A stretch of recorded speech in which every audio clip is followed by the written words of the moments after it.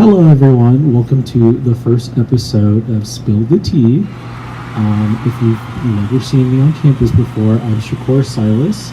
I am a student employee of the Multicultural Services and Programs. I'm a senior here at State, but I'll be coming right back to grad school later in August. My preferred pronouns are he, him, and his.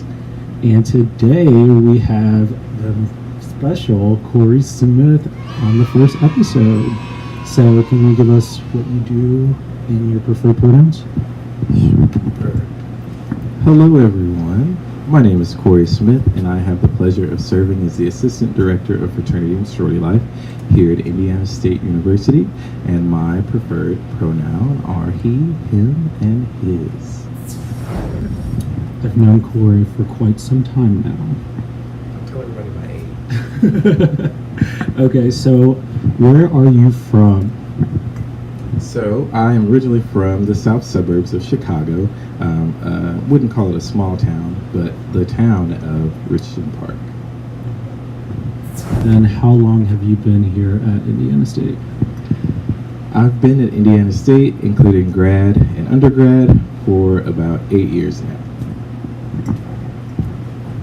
So you did just release your age, but it's fine. It's fine. I'm old. That's you. Okay. So working in student affairs and higher education, you've had the opportunity to encounter various cultures, identities, backgrounds, etc. How has that shaped or influenced your work for the university? That's a really good question.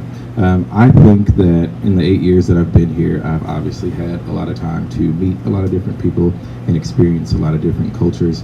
And to me, from the professional side of what I do, it has opened my eyes to the different needs of different students. I think a lot of times we like to put students in this student box and let them be, and we just assume that every student is the same, that they come from the same background, that they have the same lived experiences. But that's not the case. So being here this long has shown me what different types of students are like and how to appropriately attend to their needs throughout this experience here. I can definitely relate to that. I mean, I've only been working on campus for 2 years now, 2 full years, but just seeing how we grow as a society and trying to accommodate those various identities and backgrounds and cultures in this modern world. It's a struggle, but we're making progress, which shouldn't be dimmed. Have you ever experienced any backlash or discrimination due to your sexual orientation? That's another good question. Directly, no. Indirectly, sometimes, especially at places like, perfect example at the barbershop, has been like one of the most recent experiences where I, on behalf of the LGBTQ community, have felt some type of way, as I like to use. They were talking about the Jussie Smollett situation in the barbershop, and just listening to some of the language that they used in that environment. I think barbershops are somewhat toxic sometimes. So that was one of the experiences that I saw, how someone who identified with the LGBTQ community was discriminated against, witnessed backlash, and was just accused of being wrong just because of the way that they chose to live their life. So that was one of my most recent experiences that I was able to see that. And I think my visible frustration was there, and that I probably made everybody uncomfortable in the barbershop because of the way that they were choosing to talk about the situation. That's never any fun. I've never experienced any discrimination, at least in the professional realm. I don't do well with that kind of pressure, but being in a barbershop, that's probably why I cut my own hair, but being in a barbershop where you have those masculine personalities and those individuals who aren't afraid to, say what they want to say, they don't understand the impact that those words are having on the individuals around them. So I'm sorry to hear that, but you persevered. Oh, yes. All right. What do you think are some of the major challenges that students face as a part of an unrepresented group on campus or underrepresented? Some of the challenges that I think those students face or are facing is just really trying to find their sense of belonging amongst a large group of people. I think when we think about underrepresented populations, we just automatically assume students of color, and we don't think too far down into the different intersections that even students of color hold as it relates to being a part of a minoritized or underrepresented group. So I think that each individual student's experience is their own, so I can't list and name any just off the top of my head, but I think it's important for me in the work that I do and the experiences that I have to make sure that all students have the best experience that they can, and that resources like multicultural services and programs, the LGBTQ Resource Center, and even Fraternity and Sorority Life are there to show students that they have a place and that they matter, no matter what intersections they choose to identify with, but we're there as a resource to help and support them. I can definitely relate with that. Doing or being in this line of work for the LGBTQ advocacy, essentially. I recently went on a conference to good old Wichita, Kansas. But working with this umbrella of identities and learning so much and researching, you think you grasp a good idea, but there's just so much under that LGBTQ umbrella that there's not much research on. I learned about 3 new identities during my 4 days there, and I went into this conference thinking like, oh, I know so much, like I can talk to everybody about a little bit about something, but no, like I went to workshops that I don't want to say ignorant on, but I wasn't as educated on as like the gay and lesbian communities. So that was very interesting. I pretty much just like sat in the back just like taking it all in because there's just so much to unleash there. So all right, next question. From a Sahi educator perspective, can you give an example of a program, event, or service that our resource center can develop to support the community? So as a student affairs and higher education educator, I think that, so I guess I can go back and give a little context. So when I came to school here, we had what we call the Office of Diversity that Dr. Irvin was in charge of. And of course we did Sycamore Safe Zone and all those different programs, but multicultural services and programs didn't really exist as a unit or as a functional area on our campus. So I think that from a Sahi educator's standpoint, I think as long as we continue to listen to the needs of students and making sure that we are being intentional behind the work that we do, it can only get better.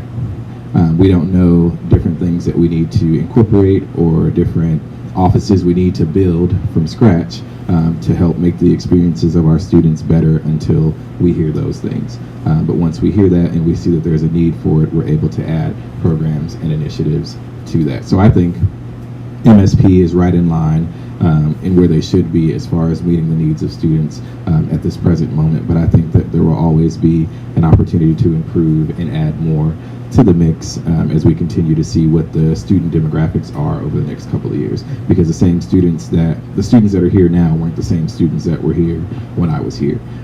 We all go through our experiences differently, and who knows if an MSP would have worked 8 years ago when I first got here versus how well it's doing now. So I think as long as we pay attention to the trends that we see and that we are intentional behind the work that we do, it can only get better from there. Our office started to take off when I came here about 2015. Oh, wow. It's been long time, but I knew when I first started coming here, we didn't do half of the events we do now.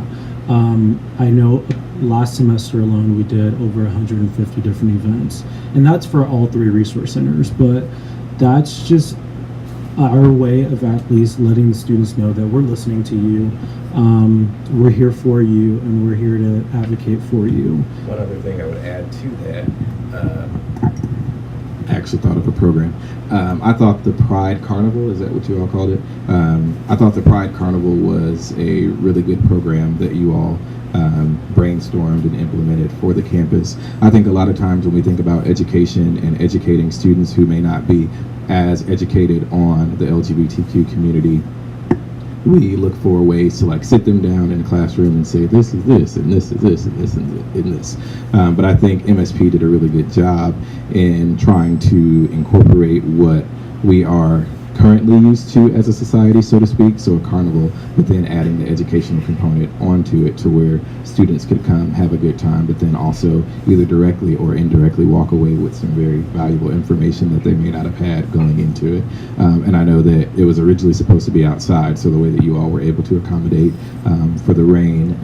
In 2 days. In 2 days. The way you all were able to make that happen and still put on a good event was really powerful, and to see so many different people from the community come together and support and really want to educate the students here on campus was really powerful to see. In the past, we've had several fraternity and sorority help out with our events. Can you give us any advice on how to gain more of their support? It's a good question. I think that when we think about fraternity and sorority, we kind of like what we do with students sometimes is just put them in a box and say this is what they're supposed to do, and they don't really do anything outside of that.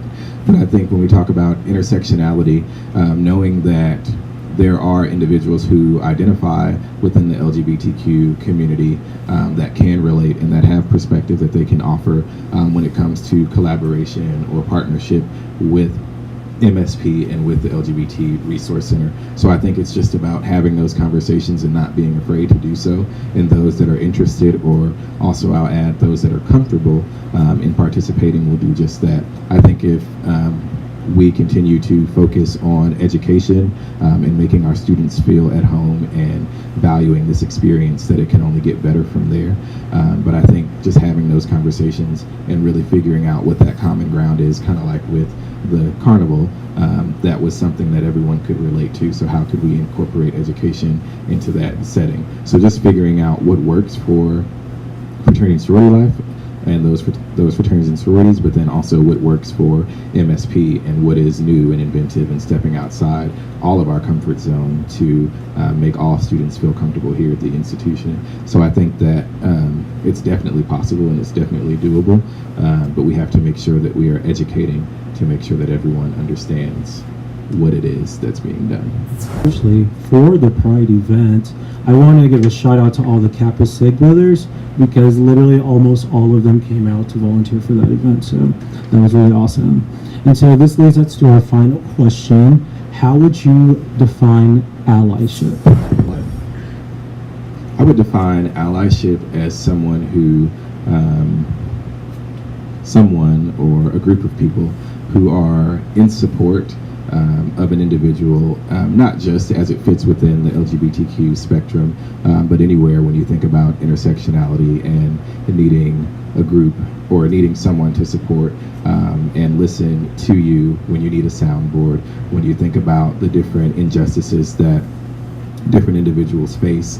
So if I may not directly feel what it's like to be in a part of a certain group or have a certain intersection, I understand the importance of your feelings in validating those experiences and being out on the front lines with you or with individuals to make sure that their voices are heard, because we have to use our platforms and who we know and the networks that we have to make sure that we are making sure that everyone is being taken care of. So I think allyship can be a basic term, but then I think it also grows deeper in depending what it is that you are trying to define. But I think that we do a really good job of allyship here on campus, just with Sycamore Safe Zone stickers, letting people know that these individuals are certified and they are there to help you, they're there to listen to you and provide guidance and support to you as you navigate your transition on this campus. When you think about college on its own, that's already a stressful time. So adding different intersections to that can only make it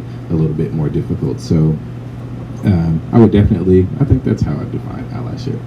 in so many words. Well, I would like to thank you so much for being on the show, Corey. I know you're super busy downstairs, but before we go, I just wanted to let everyone know, thank you so much for watching. You guys are the best. We will be here next week with a new guest, so stay tuned for that.